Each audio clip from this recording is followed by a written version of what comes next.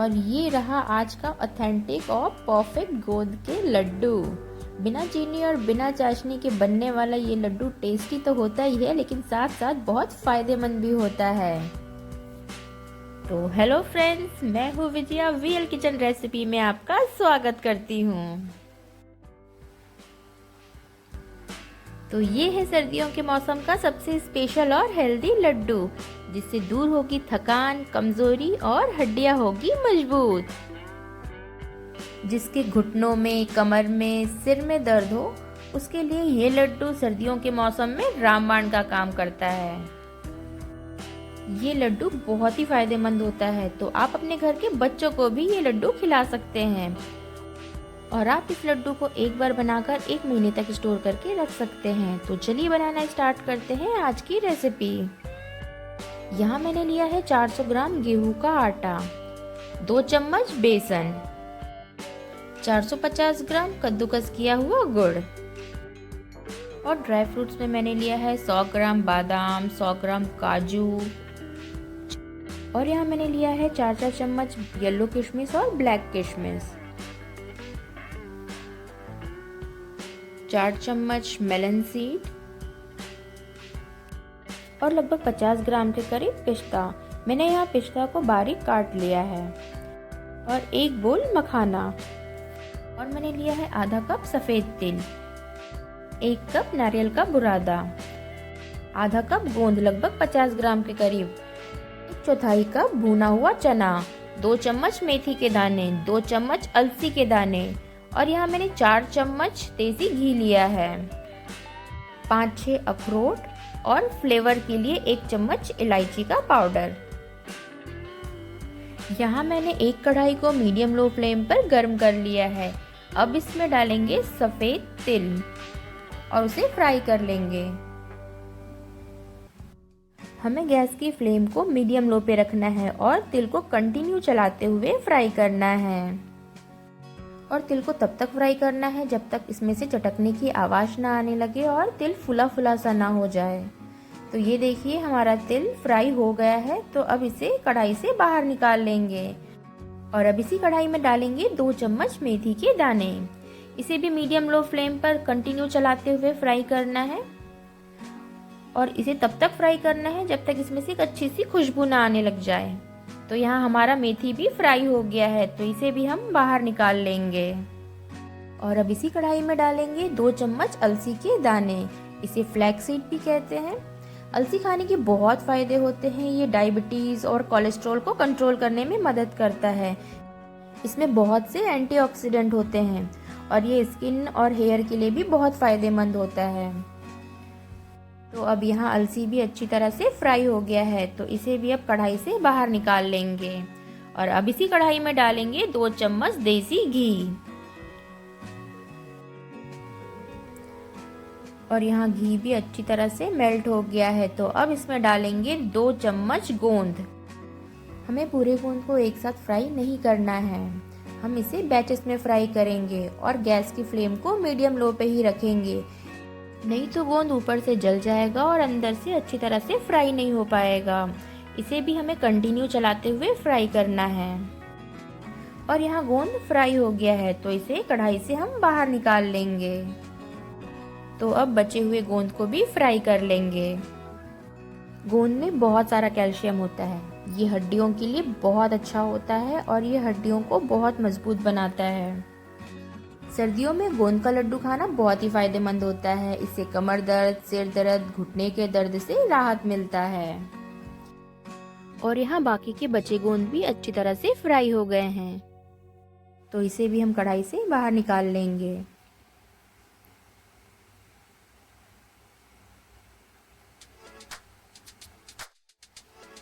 और अब इसी कढ़ाई में ऐड करेंगे 1 चम्मच घी, और मखाना फ्राई करेंगे।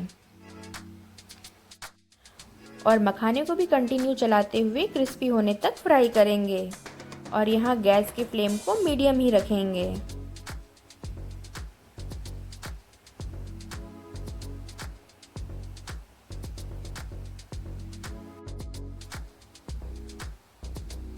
और अब यहाँ मखाना भी अच्छी तरह से फ्राई हो गया है, तो इसे भी कढ़ाई से बाहर निकाल लेंगे। और अब उसी कढ़ाई में ऐड करेंगे 2 चम्मच घी। और यहाँ घी भी अच्छी तरह से मेल्ट हो गया है तो उसमें डालेंगे बादाम और इसे भी कंटिन्यू चलाते हुए मीडियम लो फ्लेम पर ही रोस्ट करेंगे। बादाम को बहुत ज़्यादा फ्राई नहीं करना है, बस 2-3 मिनट कंटिन्यू चलाते हुए फ्राई करना है। और यहाँ बादाम भी फ्राई हो गया है तो इसे भी अब कढ़ाई से बाहर निकाल लेंगे। और यहाँ मैंने सारे बादाम को कढ़ाई से बाहर निकाल लिया है। और अब इसी बचे हुए घी में ऐड करेंगे 100 ग्राम काजू, 5-6 अखरोट। इसे भी 2-3 मिनट कंटिन्यू चलाते हुए मीडियम लो फ्लेम पर ही फ्राई करना है। इन सारे ड्राई फ्रूट्स को घी में अच्छी तरह फ्राई करने से लड्डू में टेस्ट बहुत ही अच्छा आता है और लड्डू की सेल्फ लाइफ भी बढ़ जाती है। और यहाँ काजू और अखरोट भी फ्राई हो गए हैं तो इसे भी हम घी से बाहर निकाल लेंगे। अब इसी बचे हुए घी में डालेंगे पम्पकिन सीड। इसे भी कंटिन्यू चलाते हुए मीडियम लो फ्लेम पर 2 मिनट ही फ्राई करना है। तो यहाँ पम्पकिन सीड भी फ्राई हो गया है, इसे भी घी से बाहर निकाल लेंगे।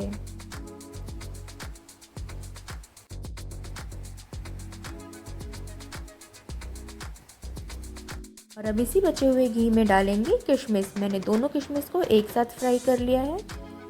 किशमिश को भी बहुत ज़्यादा फ्राई नहीं करना है, नहीं तो वो जला जला सा टेस्ट आने लगेगा। तो ये देखिए यहाँ किशमिश फूल सा गया है तो इसे भी हम घी से बाहर निकाल लेंगे। और अब उसी कढ़ाई में डालेंगे 4 चम्मच घी और फ्राई करेंगे बेसन और आटा। और यहाँ घी गर्म हो गया है तो मैंने डाला है 2 चम्मच बेसन और इसे कंटिन्यू चलाते हुए लो फ्लेम पर ही फ्राई करना है। और इसे इसी तरह कंटिन्यू चलाते हुए फ्राई करना है। और आप देख सकते हैं कि बेसन में हल्का हल्का सा झाग आ गया है और इसका कलर भी चेंज हो गया है। तो अब इसी बेसन में डालेंगे गेहूं का आटा। आटे को एक साथ ना डालें, इसे मिलाते हुए बैचेस में डालें। आटे को मीडियम लो फ्लेम पर कंटिन्यू चलाते हुए ही फ्राई करना है। अगर फ्लेम तेज रहेगा तो आटा जलने लग जाएगा और अच्छी तरह से फ्राई नहीं हो पाएगा। गोंद के लड्डू बनाते समय आटा जितनी अच्छी तरह से फ्राई होगा, लड्डू उतना ही टेस्टी बनेगा और उसका सेल्फ लाइफ भी बढ़ जाएगा। तो आटे को इसी तरह कंटिन्यू चलाते हुए गोल्डन कलर आने तक फ्राई करना है। तो आप देख सकते हैं यहाँ पे आटे में बहुत अच्छा सा गोल्डन सा कलर आ गया है और आटा भुनकर तैयार हो गया है।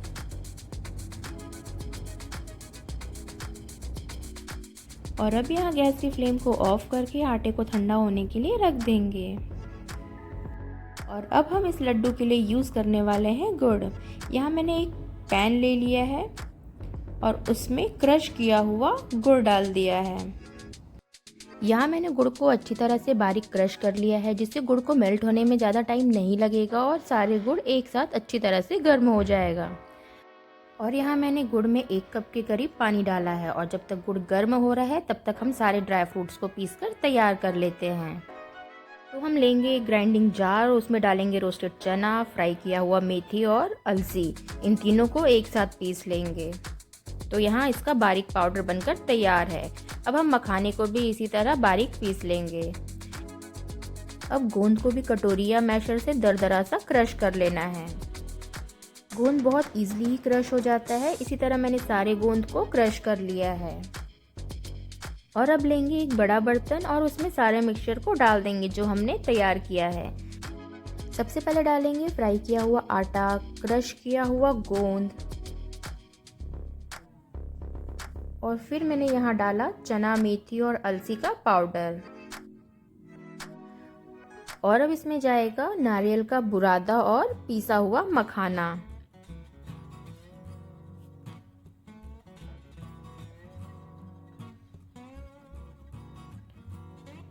और अब इसमें डालेंगे दरदरा पीसा हुआ ड्राई फ्रूट्स। यहाँ मैंने ड्राई फ्रूट्स को थोड़ा दरदरा पीस कर यूज़ किया है, जिससे लड्डू में ड्राई फ्रूट्स का बहुत अच्छा सा लुक आएगा। और अब यहाँ डालेंगे किशमिश और पिस्ता। यहाँ मैंने आधा पिस्ता डाला है और आधा पिस्ता को गुड़ मिला लेने के बाद डालेंगे। और अब इसमें डालेंगे फ्राई किया हुआ तिल और फ्लेवर के लिए इलायची पाउडर। और अब इन सबको अच्छी तरह से मिला लेंगे। तो यहाँ हमारा मिक्सचर अच्छी तरह से मिक्स हो गया है और अब चलते हैं गुड़ की तरफ। यहाँ गुड़ भी अच्छी तरह से मेल्ट हो गया है और इसमें एक उबाल सा भी आ गया है। हमें गुड़ को बहुत ज़्यादा देर तक नहीं उबालना है और इसकी चाशनी भी नहीं बनानी है, नहीं तो हमें लड्डू बनाने के समय बहुत परेशानी होगी और लड्डू भी सख्त बनकर तैयार होगा। तो यहाँ गैस की फ्लेम को ऑफ कर देते हैं और गुड़ को सारे मिक्सचर में डाल देंगे।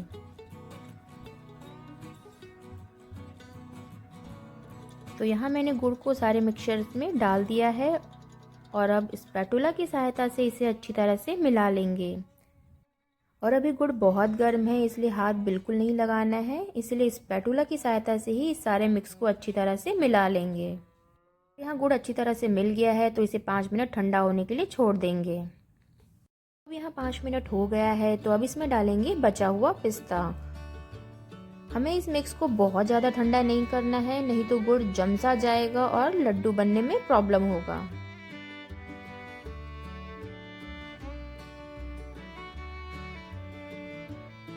और एक बार इस मिक्सचर को अपने हाथ से भी मिलाएंगे और फिर बनाएंगे लड्डू। लड्डू को कितना छोटा या बड़ा बनाना है वो आप अपने हिसाब से बना सकते हैं। और ये देखिए लड्डू कितनी अच्छी तरह से और आसानी से बन रहे हैं। हमें इसमें एक्स्ट्रा घी ऐड करने की बिल्कुल भी ज़रूरत नहीं है। अगर लड्डू में इंग्रेडिएंट्स सारे परफेक्ट क्वांटिटी में हो तो लड्डू बहुत ही ईजिली बनकर तैयार हो जाता है। और लड्डू थोड़ा अट्रैक्टिव दिखे इसके लिए आप तिल और कटे हुए ड्राई फ्रूट्स का भी यूज़ कर सकते हैं। तो ये देखिए लड्डू कितना परफेक्ट बनकर तैयार हुआ है। और इसी तरह आप सारे लड्डू को बनाकर बिल्कुल तैयार कर लें। और ये देखिए यहाँ सारे लड्डू बनकर बिल्कुल तैयार हैं। उतने मिक्स से लगभग 40 से 42 लड्डू बनकर तैयार हुआ है और लगभग 200 ग्राम के करीब घी लगा है। तो अब मैं एक लड्डू को आपको तोड़ के दिखाऊंगी। तो ये देखिए कितना परफेक्ट और सॉफ्ट लड्डू बनकर तैयार हुआ है। और अब बारी है आज के टिप्स की। पहला टिप्स, सारे ड्राई फ्रूट्स और आटे को मीडियम लो फ्लेम पर अच्छी तरह से फ्राई करना है, जिससे लड्डू बहुत ही टेस्टी बनेगा और लड्डू का शेल्फ लाइफ भी बढ़ जाएगा। दूसरा टिप्स, यहाँ हमें गुड़ को सिर्फ एक उबाल आने तक ही मेल्ट करना है, गुड़ की चाशनी नहीं बनानी है, नहीं तो लड्डू बनाने में प्रॉब्लम होगा और लड्डू सख्त बनकर तैयार होगा। तो इस सर्दी आप भी इस लड्डू को ज़रूर बनाएं। और अगर आपको आज का मेरा ये वीडियो पसंद आया हो तो इसे लाइक, शेयर और मेरे चैनल को सब्सक्राइब करना ना भूलें।